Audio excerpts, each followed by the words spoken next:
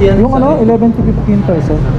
Then, bibigyan natin bulaklak, chocolate, at saka amber.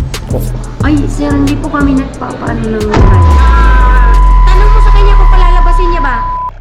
Yo, what is up mga par? Sadams here. So ayun, for today's video, samahan nyo ako sa aking first vlog na ang tawagin ay My Day in Valentine's Day. Dahil sa unang vlog na to, pupunta tayo sa Etibac. Yes, Etibac o Cavite mga par. Siyempre ano pa, kundi para ibigay to. Yan ang ibibigay natin. At syempre, joke lang yun. Dahil sa araw na to, magtatrabaho pa rin tayo. Huwag kang ano dyan.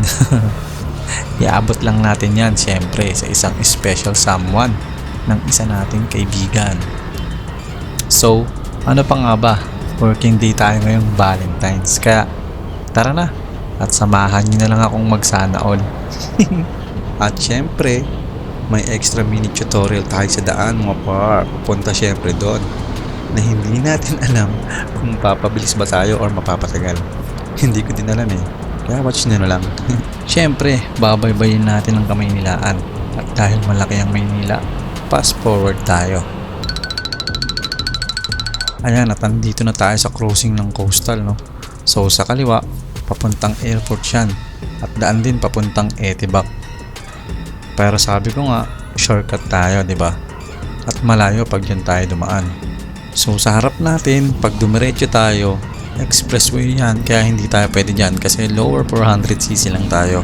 So, saan pa tayo? Syempre, dito tayo sa kanan. Dahil andito yung secret way natin papunta nga sa Etibac.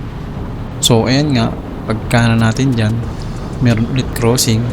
So, sa crossing na yan, kakaliwa naman tayo dyan. Para mas madali yung matandaan, papunta yan ng PITX, no? Yung pinaka-last terminal ng mga bus o carousel. At diretso tayo syempre. So, sa pinakadulo nito, makikita nyo yung signage na yan. Ayan. So, yung signage na yan, diretso pa rin tayo sa kalsadang yan. At eto na nga, yung pinaka-shortcut at secret way na dadaanan natin papuntang Etibac, no? Kaya sundan nyo na lang, no? At ayan nga, nakikita nyo ang daming dumadaan ng mga motor, no?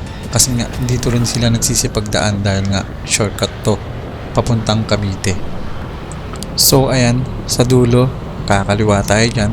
Dire-diretso yan, papunta dun. Hanggang dito, or hanggang dyan, sa tulay na yan. So aakyat tayo dyan sa tulay na yan, no?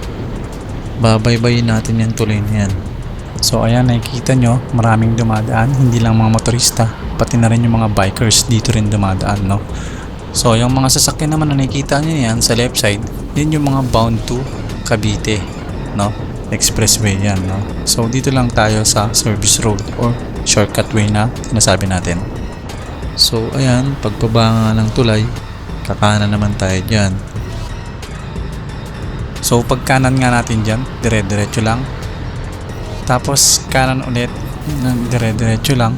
Medyo maputik nga lang talaga kaya dapat dahan-dahan lang tayo dyan. So matao din dyan kasi parang style palengke rin yan ng mga seafoods ng mga tahong, mga ganyan. Ayun nga, at paglagpas natin ang ilalim mismo ng expressway, kanan ulit. Tapos dire-diretso na yan. Service road pa rin yan. Ayan, no, sundan nyo lang din yung ibang mga motor. Doon lang din naman din sila lalabas. At ayan, makikita nyo nga sa right side natin, makikita nyo yung expressway bound to Cavite yan. Basta mga par, susundan lang naman natin yung ibang mga nagmamotor din kung sakaling malito pa rin kayo. Yan, tuloy-tuloy lang to mga par, walang likuan yan. Medyo marami ng lubak na pwedeng iwasan na lang natin hanggat maaari para iwas disgrasya din, di ba mga par? At sa dulo nitong service road na to, kakaliwa na tayo, no? Hindi ko na ipagpapatuloy kasi naputol na yung video dito nalobat na ako. Kaya pasensya na mga par. At ayun na nga, nandito na tayo sa pinakadulong boundary ata to ng Las Piñas or di ko alam pero pag nakita nyo yung tulay na yan, pagtawid natin dyan, Cavite na yan mga par. Yun na yun. Nasa Cavite na tayo.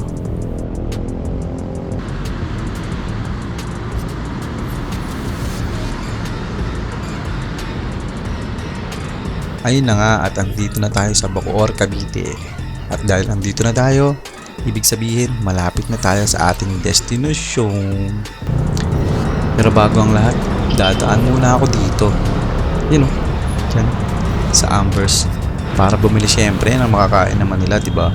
Dahil work is life sila eh. Kahit araw ng mga puso. Syempre, magdadala na lang tayo doon. Makakain nila, diba? Syempre, hindi lang pa flowers ang meron tayo. Thank you po. At sa wakas, andito na. Kaya, ano pang hinihintay nyo? Tara na. Sana mabusog sila ngayong Valentine's Day. At ayan na nga, at nandirito na ako, no? Medyo malayo-layo na rin ako, no?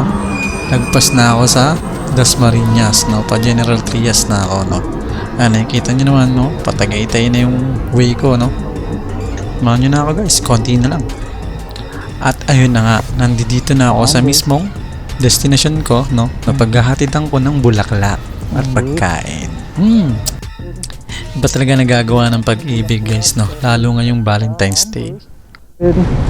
Bibigyan natin bulaklak, chocolate at saka amber. So, dito na nagtatapos mga pars yung ating mini vlog, no?